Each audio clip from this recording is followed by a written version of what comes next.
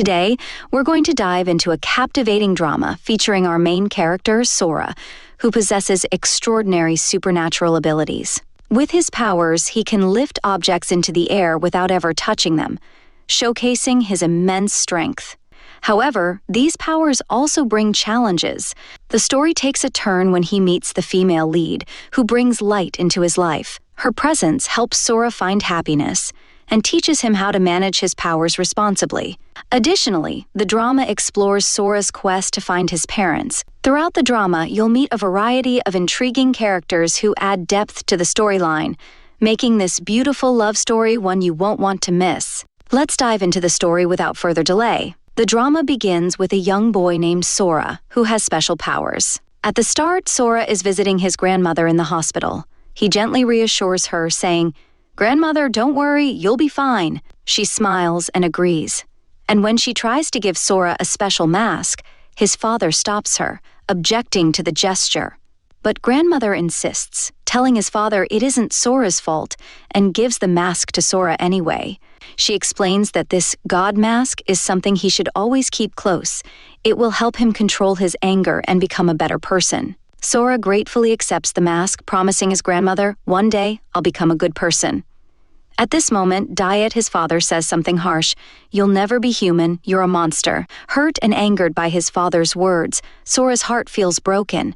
Grandmother quickly steps in, quieting his father and reassuring Sora that he is not a monster. Sora, feeling torn, admits, "But every time, everyone seems to get hurt because of me." Grandmother tells him that with the God mask, he can control his actions and avoid causing harm. Sora then promises her, "I'll be a good kid, and I'll take care of you, Mom and Dad." He proudly puts on the God mask to show her, but when he turns to her for approval, she doesn't respond. Frantically, Sora tries to wake her and his parents join him, but she remains still. She has passed away. The scene then shifts to Sora's school. Sora lives in Japan with his family, though his parents are originally from Thailand. After his grandmother's death, Sora becomes inseparable from the God mask, wearing it all the time. This focus helps him stay grounded, keeping his attention solely on his work. However, one day, another student, known for bullying other kids, targets Sora. The bully snatches the mask from him, taunting him and assuming Sora is weak. Sora pleads, "Please don't do this, give me back my mask."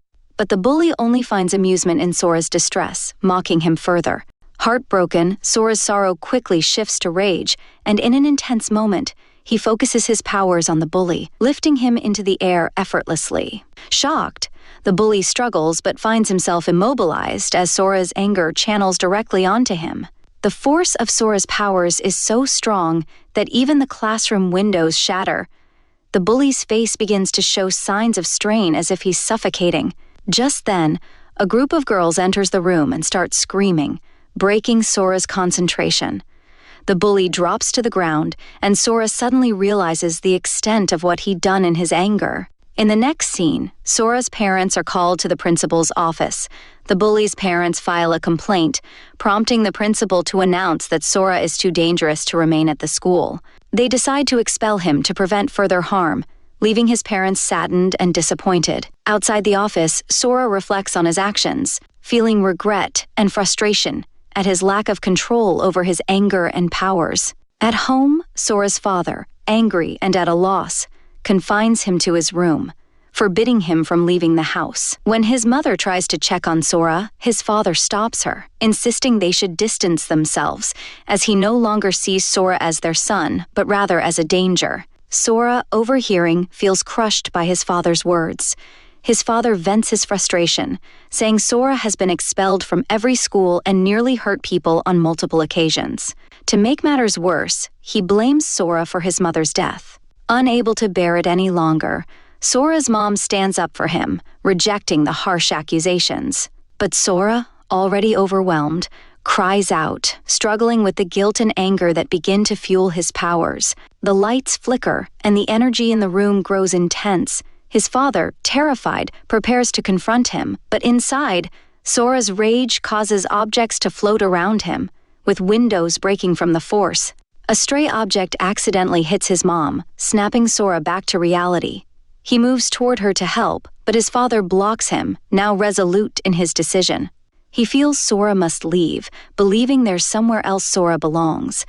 As the scene ends, a car arrives outside the house, and strangers step out, ready to take Sora to a place he was meant to be all along. Only Sora emerges from the house with his luggage.